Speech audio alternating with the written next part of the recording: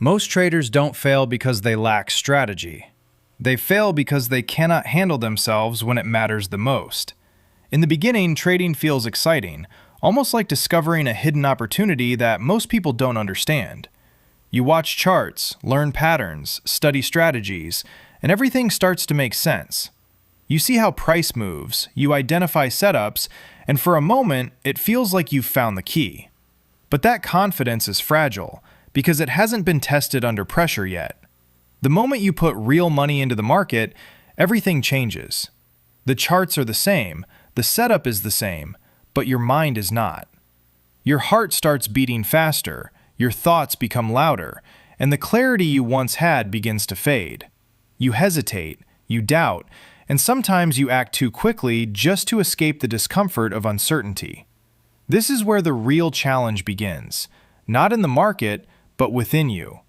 What most people don't realize is that trading is one of the few environments where your internal state directly affects your external results.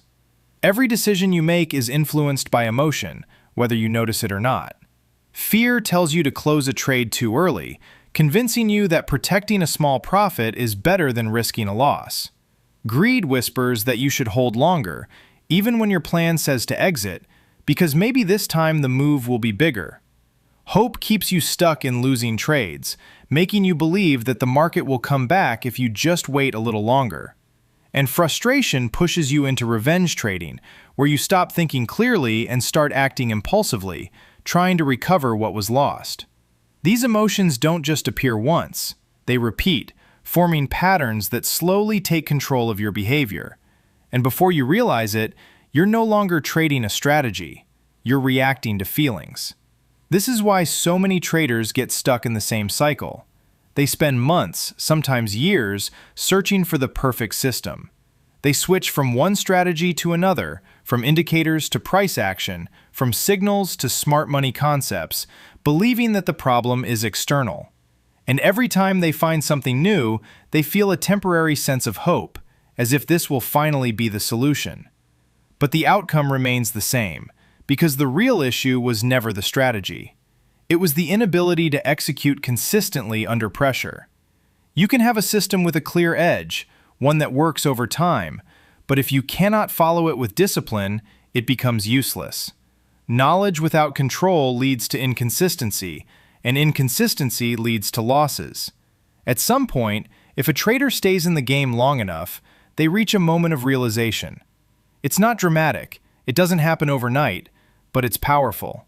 They begin to understand that the market is not something to be defeated, but something to be respected. They stop blaming volatility, stop blaming manipulation, stop blaming bad luck, and instead, they look inward. They start asking different questions, not what strategy should I use, but why didn't I follow my plan? Not why did the market do this, but why did I react this way? This shift in perspective changes everything because it moves the focus from external factors to internal control. And that's where real progress begins. From that point forward, trading becomes less about prediction and more about execution. This is where psychology becomes the foundation. It's not about becoming emotionless because that's impossible, but about developing awareness and control. You learn to recognize when fear is influencing your decisions, when greed is pushing you beyond your limits, and when frustration is clouding your judgment. Instead of reacting immediately, you pause, you observe, and you choose to follow your plan anyway. This level of control doesn't come naturally. It is built over time through experience, mistakes, and self-reflection. But once it starts to develop, it changes the way you approach the market completely. Then comes discipline, which is what turns understanding into results. Discipline is often misunderstood as something motivational, but in reality, it's mechanical. It's the ability to execute your rules regardless of how you feel in the moment. It means taking a trade only when all your conditions are met, even if you're afraid it might lose. It means not taking a trade when the setup is not clear, even if you feel like you're missing out. It means accepting losses as part of the process instead of trying to avoid them at all costs. Discipline removes the need for constant decision-making because everything is already defined. You are not guessing, you are following a system. And while this may feel restrictive at first, it actually creates freedom because it eliminates emotional chaos. And finally, there is consistency, which is the bridge between effort and results. Most traders think consistency means making money every day, but that's not how trading works.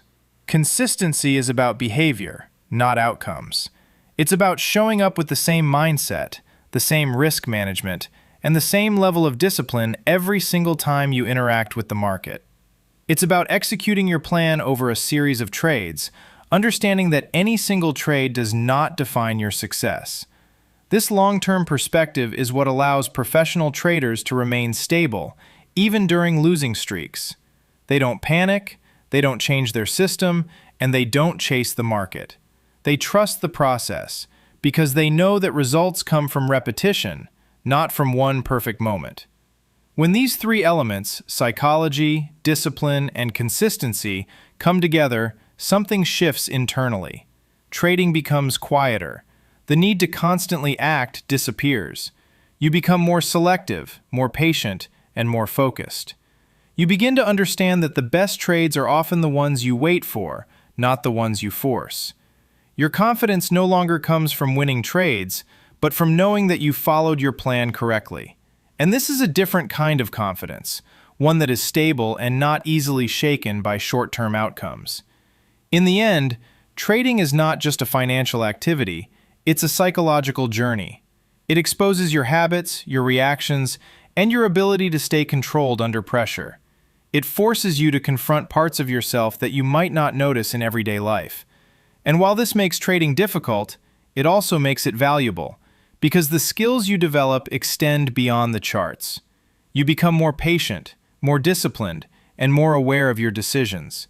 And those who succeed are not necessarily the ones with the best strategy, but the ones who learn to master themselves over time.